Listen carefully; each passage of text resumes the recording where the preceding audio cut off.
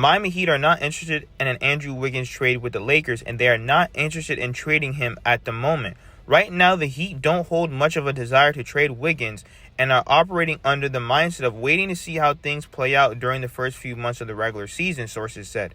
Miami has held a high asking price for the former first overall pick, one that the Lakers haven't been willing to meet. Oh, well. I don't know what to tell you, Laker fans, because at the end of the day, y'all are always trying to fleece somebody. There's no way. Andrew Wiggins is 30 years old. He's in the middle of his prime. He's a champion, a great two-way player. How on earth are we going to just give him up for Gabe Vincent and Max Kleber?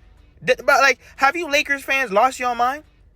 Bro, a first-round pick needs to be in there. If Andrew Wiggins is not worth a first-round pick, who is worth a first-round pick? And that's what I mean by these Laker fans are ridiculous. They're trying to fleece. And every single time the Miami Heat try to make a deal, why do we always have to get the short end of the stick? Why do we always have to give somebody up that we really don't want to? And once again, I think that this Miami Heat team is a sleeper team. Andrew Wiggins, we have Norman Powell, Tyler Hero, Bam Adebayo, Khalil Ware, Davion Mitchell. I think we honestly have a great top 7, top 8 guys, especially in a weak Eastern Conference. I am not going to be trading any of these guys just yet. I want to see how the season unfolds. Now, let's say the Miami Heat aren't doing too well. Now we can look in moving Norman Powell or Andrew Wiggins or both of them by the trade deadline and try to get some first-round picks. Now, the Clippers, they're pissed off at Kawhi. The Clippers are done building around Kawhi. Multiple GMs and other league executives said they expect Lillard to play out his contract with the Clippers, which is set to end after the 2026-27 season. But even then, one former staffer said the organization's focus has shifted. They're done building around Kawhi, he said. They know that he knows that.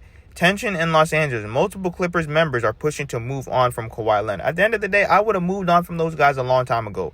I think that Steve Ballmer, he's a great owner. He went all in trying to make this great team around Kawhi and Paul George. But he didn't understand that those guys are fraudulent. They're fraudulent.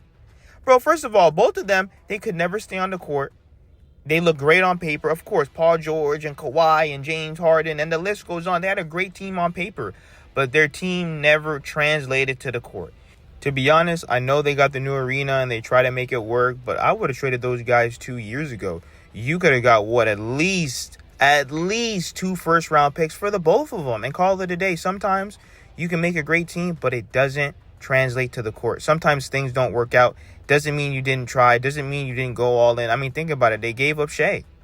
Obviously, they didn't know Shea would be the player he is today and he'd go on and win a championship and all this stuff. But they went all in. And I can't blame Steve Ballmer and the Clippers. But once you see that these guys can't stay healthy year after year after year after year, and I'm sure that they weren't happy with their off the court or maybe their lack of ability or maybe they're not training, or who knows what's going on within the organization. But clearly they've been wanting to move on from the both of them, and finally they got off Paul George. Obviously they weren't going to pay him nowhere near $200 million, and it is what it is.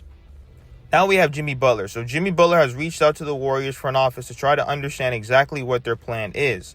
In the ESPN article, they mentioned that Draymond and Jimmy have checked in and reached out to Jonathan Kuminga. I can confidently say that Jimmy Butler has also reached out to the team and has been like, what's going on here? I just wanted to know the plan. Now, I can't really blame Jimmy. I know a lot of people were trying to run with this and say that Jimmy's trying to start drama and whatnot. I'll say this. Jimmy, you are the plan. You are part of the plan. They paid you $120 million, $60 million per season, and they're paying you, Dre, and Steph. That is the plan right there. Now, in terms of Kuminga, they have handled this Kuminga thing terribly. They should have traded him years ago. Because if you're not going to pay him, if you're not going to play him, then what on earth? And you're not going to trade him. So what is he on the team for? I can't blame Kuminga for feeling like, you know what? I don't even want to be here. Y'all don't want to pay him, trade him, play him. I wouldn't want to be there either, because all you're doing is ruining his young years. He's supposed to be getting minutes. He's supposed to be playing. He's supposed to actually trying to find himself within the NBA. And all because of Steve Kerr and the system that he got with Steph and everything like that. And if you don't play within that system, guess what? You're not playing. So they need to figure out what they're going to do with Kuminga. But in terms of their plan, I mean, they didn't really make any offseason moves. And like I said, Jimmy, you're a part of the plan. You are the plan. You are the plan. There's no way that you're going to give a guy $120 million and you're not a part of the plan. So who knows what they're doing over there, but I don't think Jimmy was really wrong for asking that question. But Let me know what you guys think in the comments. Hit that subscribe button, and thank you for all the support.